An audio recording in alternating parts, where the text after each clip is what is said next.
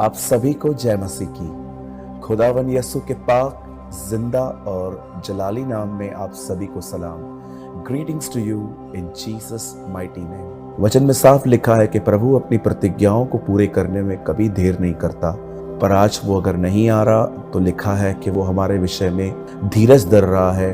वो हमें और समय दे रहा है ताकि हम ईमानदारी से पवित्रता में लौटें। आज मैं आपसे मिल जाएगा और आज मैं जिस विषय पे बात करना चाहता हूँ वो ये है, कौन से लोग रह जाएंगे और कौन से लोग उठा लिए जाएंगे। इससे पहले कि मैं आज के वचन को बांटूं, मैं आपके सामने एक वचन रखना चाहता हूँ जो कि मती की इंजील, मती रचित सुसमाचार उसके 25वें अध्याय के 11 वचन में है। इसके बाद वे दूसरी कुंवारियां भी आकर कहने लगी, हे स्वामी, हमारे लिए द्वार खोल दे। उसने उत्तर दिया, मैं तुमसे सच कहता हूं, मैं तुम्हें नहीं जानता। आप सभी जानते हैं कि ये जो वचन 25 अध्याय में हमने पढ़ा, इससे पहले प्रभु ने 2 सवालों के चेलों के उत्तर दिए थे। जब उसके रसूलों ने उसके 2 सवाल पूछे कि तेरा आना और जगत का अंत किस तरह होगा। याद रखिए, कलीसिया के लिए प्रभु का आना और उसके बाद अंत दोनों अलग अलग हैं। ये दुनिया खत्म नहीं होने वाली, इसमें खत्म होने में समय है। कई लोग कहते हैं दुनिया का अंत है। जी नहीं, कलीसिया उठाए जाने के बाद भी आप देख सकते हैं कि जब प्रभु फिर से आएंगे 7 ईयर्स के बाद, उसके बाद भी 1000 साल की बादशाहत है। पृथ्वी को खत्म होने में समय है, लेकिन ये वो अंतिम दिन है जो कलीसिया के लिए है। These are the last day for church। ये कलीसिया के लिए अंतिम दिन है। दुनिया उसके बाद भी रहेगी कुछ समय तक।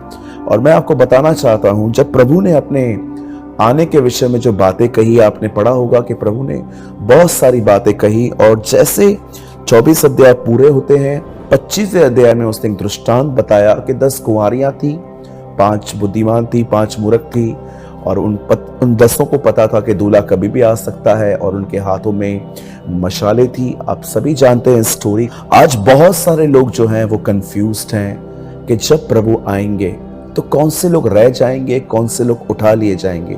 आज इस सवाल का बहुत ही क्रिस्टल क्लियर आंसर आपको मैं प्रभु के अनुग्रह से देने के लिए जा रहा हूं। सबसे पहले मैं आपको बताना चाहता हूं, एक व्यक्ति ने प्रभु से पूछा, उद्धार पाने वाले कितने हैं?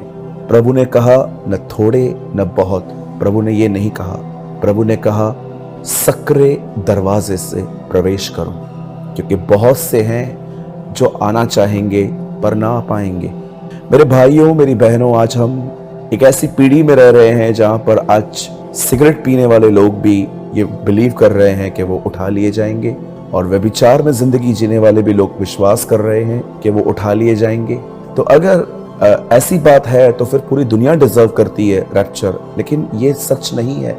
इवन मैंने बहुत सारे लोगों को देखा है जिन्होंने विश्वास किया, बपतिस्मा लिया और आज वो प्रभु के आने का कोई इंतजार नहीं है, उनके अंदर कोई पवित्रता नहीं है, फिर भी वो विश्वास करते हैं कि हमने विश्वास किया, बपतिस्मा लिया, वन सेव्ड ऑल सेव्ड वाले डॉक्ट्रिन में बिलीव करते हैं कि अगर मैंने एक बार विश्वास कर लिया है, चाहे मैं कैसी भी जिंदगी जीऊं, मैं पब्स में जाऊं, मैं ड्रिंक करूं, मैं स्मोक करूं, मैं गालियां निकालूं, प्रभु ने ऑलरेडी मेरे सारे गुनाह उठा लिए गए हैं, मेरे प्रेजेंट पास्ट फ्यूचर के सारे गुनाह ऑलरेडी माफ हैं। क्या आपको लगता है बाइबल इन तरह की स्टेटमेंट्स को सपोर्ट करती है जिसको आज विश्वासी सच मान के बैठे हैं? मैं भी ये विश्वास करता हूं कि प्रभु मेरे गुनाहों को माफ कर चुका है और अगर मुझसे गलतियां होंगी तो वो मुझे माफ करेगा। लेकिन इस तरह का एटीट्यूड के मैंने विश्वास किया है, बपतिस्मा लिया है, चाहे मैं कैसी भी जिंदगी जीऊं, मैं उठाया जाऊंगा, क्योंकि प्रभु बड़ा दयालु और अनुग्रहकारी है। आदम से मिलिए, उससे पूछिए, जो खुदा कहता है क्या वो होता है? वो आपको बताएगा, यस होता है। उसने कहा था, मुझे जिस दिन मैं फल खाऊंगा मैं मरूंगा, मैं उससे अलग हो जाऊंगा, और यही हुआ। काश हम बाइबल की चेतावनियों पे ध्यान देते तो आज हमारी जिंदगी बहुत बेहतर होती। प्रभु को जब पूछा गया कि प्रभु आपका आना कब होगा, तब प्रभु ने बहुत सारी चीजें एक्सप्लेन करने के बाद ये दृष्टांत बताया। इसमें उसे जानता। आज हर कोई बिलीव करता है कि प्रभु आएगा, मुझे ले जाएगा, पर बाइबल बताती है जितने भी लोग जो पहली बार जिन्होंने उसको देखा था, पाप के साथ देखा था, वो क्रूस पे मरने के लिए आया था, लेकिन अब वो मरने के लिए नहीं आएगा। वो अब अपने पवित्र लोगों में, पढ़ के देखिए, थेस्सलोनियंस में लिखा है, वो अपने पवित्र लोगों में महिमा पाने आएगा, विश्वासियों में नहीं। वहां लिखा है पवित्र लोगों में, वे लोग जो उसकी पवित्रता में जीते थे, जिनके मन में पाप नहीं था, जो आजाद हुए थे पवित्र आत्मा की मदद से और उसके साथ चलते थे। आज मैं आपसे पूछना चाहता हूं, क्या आपने विश्वास किया है कि वो हमारे पापों के लिए मारा गया, गाड़ा गया और जी उठा? जरूर किया होगा।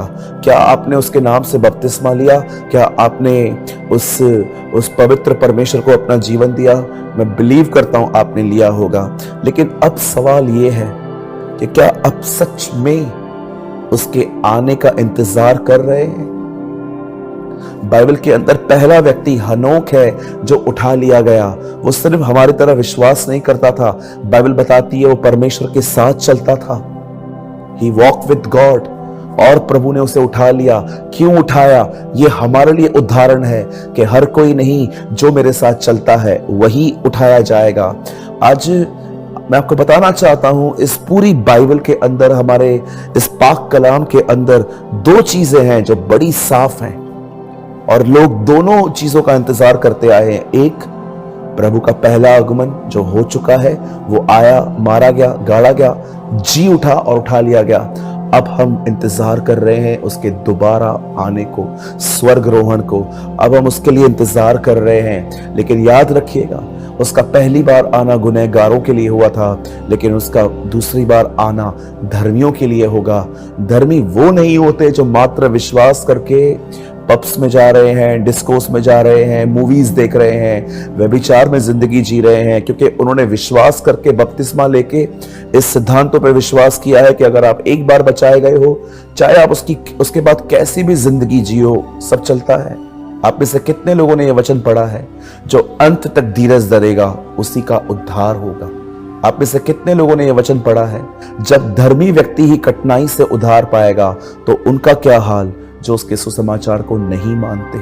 अगर सच में इतना आसान ही था तो फिर पौल क्यों कहता है मैं अपने उद्धार में बने रहता हूं और उसमें उस कार्य को पूरा करता हूं? मेरे भाइयों, मेरी बहनों, मैं बिल्कुल ये विश्वास करता हूं कि हमारा उद्धार विश्वास के द्वारा अनुग्रह से होता है। मैं ये नहीं कह रहा हूं कि हमारा विश्वास, हमारा जो उद्धार है वो हमारे भले कामों से होता है, हमने कुछ प्रभु की हेल्प की है हमारे सल्वेशन में। No, we save by grace. इस वचन में लिखा है जो विश्वास करे, हम विश्वास के द्वारा अनुग्रह से बचे हैं। ये बिल्कुल सच है। और इसी एक वचन को लेके लोगों को लगता है हम बचाए गए हैं। लेकिन इन वचनों का क्या, जहां पर लिखा गया है जो जय पाए वो मेरे परमेश्वर के सिंहासन पर बैठेगा, जैसे मैं जय पाकर उसके सिंहासन पर बैठा हूं। इन वचनों का क्या, जहां पर लिखा है जो अंत तक धीरज धरेंगे उन्हीं का उद्धार होगा। इस वचन का अर्थ क्या, जब धर्मी व्यक्ति ही कठिनाई से उद्धार पाएगा तो उनका क्या हश्र होगा जो उसके सुसमाचार को नहीं मानते। इस वचन का क्या, जिसने अपने वस्त्र धो लिए हैं, श्वेत रखे हैं, वे बचाए जाएंगे, रेवलेशंस में लिखा गया है। मैं आपसे पूछना चाहता हूं, आप एक वचन को लेके डॉक्ट्रिन नहीं बना सकते। आप जब प्रभु में आते हो, आप माफ किए जाते हो, आप क्षमा किए जाते हो, आपको वो पवित्र आत्मा देता है। इसका मतलब ये नहीं है कि आप ये कहेंगे कि मैं कुछ भी करूं मैं बचाया जाऊंगा। आपको उसके अनुग्रह और उसकी दया को लेकर हर दिन जीना पड़ेगा। आज मैं आपसे पूछना चाहता हूं, क्या ये शब्द जिसमें लिखा है मैं तुमसे सच कहता हूं मैं तुम्हें नहीं जानता, क्या आपके नजर में इन शब्दों का कोई महत्व है? सावधान हो जाइए।